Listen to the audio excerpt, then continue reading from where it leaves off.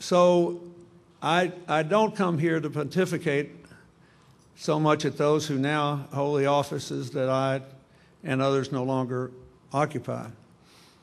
But we did have evidence. You know, even in politics, evidence is supposed to count for something. So we knew this strategy worked. So when the current administration took office after a brilliant campaign in 2000, and I think the best political slogan I ever heard, better than anyone I ever came up with, that compassionate conservative, which to swing voters said, give it to me and I'll give you the same results with a bigger tax cut and a smaller government. I thought, well, that sounded like a good deal, you know. I'm going to get out of office and make money. Maybe I should vote for that. It was a brilliant thing. Except that's not what happened. What happened was the pay-go rules were abandoned, the budget caps were abandoned,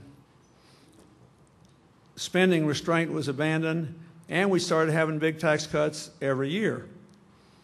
So we went back to supply-side economics with a vengeance. Now we have growth in our economy, but the job growth has been quite modest. After wages were stagnant for over almost 25 years, beginning in 1973, they finally began to grow again in our second term, and they're stagnant or declining now. Poverty is growing, is exploding, the number of people without health insurance going up. And we're sticking with this strategy. And I think it's largely a matter of ideology. I think it's more ideology even than personal greed. I just think it's ideology. And the problem with economics is arithmetic does not bend well to ideology.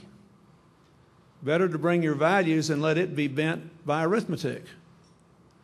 That's basically what Pete was saying when I gave up on the middle class tax cut and the spending. I still wanted to double education spending. I still wanted to cut taxes for middle class people. I wanted to do everything I said I did. But I felt that I had to be bent, shaped by my policies, by the fundamental economic realities. Now, to be fair, the governing economic theory in Washington today, and they point to the growth of the economy and the apparent lack of impact of these vast deficits on interest rates as validation of a whole new theory, which is if the economy is globalized, then saving and debt will always be in balance. Deficits and surpluses around the world will always be in balance, and national deficits don't matter anymore. And when you hear the people who believe this talk, they really act like we, one of the wealthiest countries in the world, are doing a hell of a favor to the Chinese and the Japanese and the Saudis and the Koreans and the British and all those other people who loan us money every day by taking a little of that money off their hands. They've got to recirculate it. And we're doing them a big favor taking it. And besides that, they got to have access to our markets to buy their exports, to buy the foreign oil, to buy the, you know, we with 4% of the world's population, approximately 20% of the world's GDP, buy, at least when I was president, every year we bought between 35 and 40% of China's exports. So they say they can't possibly afford to let our currency collapse or have our interest rates escalate and drive us into recession, because otherwise, you know, we couldn't buy their stuff. So we can make them finance our tax cuts and our conflicts in Iraq and Afghanistan and our new drug benefit and this vast increase in spending in homeland security. And it's a seriously argued point that if the economy is globalized, particular national deficits don't matter. And I guess, you know, you could say we've been doing people a favor, because there have been years in the last 2 or 3 years when we have sopped up our deficits about 80% of the world's net new savings on an annual basis. Now, there is an answer to that. But I do think it's important to credit the people who don't agree with us. They no longer make the Laffer curve argument. The Laffer curve argument, which really was a laugher, was that eventually, if we just cut taxes low enough to the point where we abolish them altogether, we'll have surpluses. You remember that? So they know that dog doesn't hunt, and that one's not run out of the kennel anymore. The new argument is that they do not matter. It's a very different argument and needs to be met straight on. Here are my answers. Number one, the last time we tried this in 1981, it didn't matter for a decade.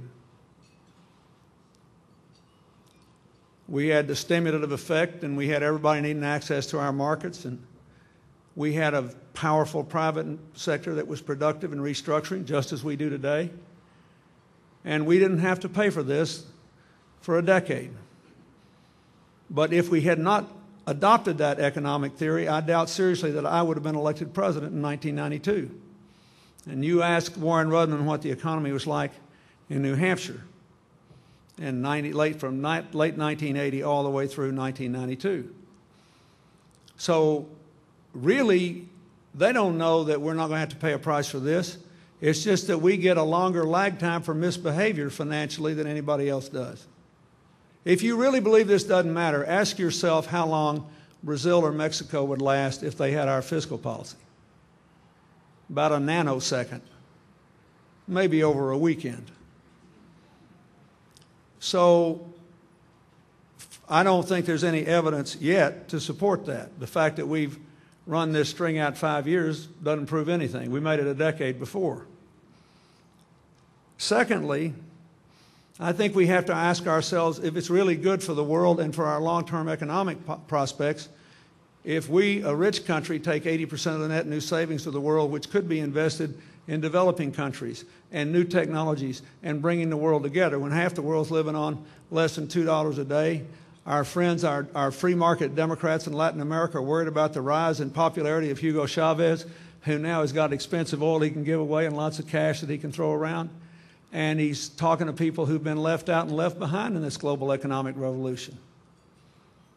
If I were giving a speech to those Bolivian miners that don't want to sell that natural gas down there, I could give you one hell of a speech about the greed of America taking 80% of the world's savings every year and leaving us behind. Thirdly, there is no example in human history where a country that consistently ran deficits and continued to aggregate its national debt did not, over the long run, lower the living standards of the next generation.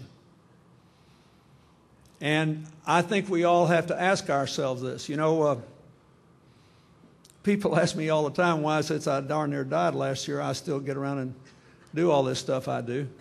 And it's really, I don't have anything better to do. I mean, I don't play golf well enough to go on the senior tour, and I don't play saxophone well enough to do that, and I'm too much of a Calvinist to quit. But I believe that the longer we live, the more our obligations to the future grow.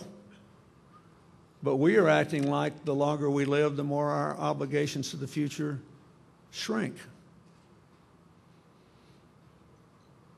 And it's a very grievous risk we're running.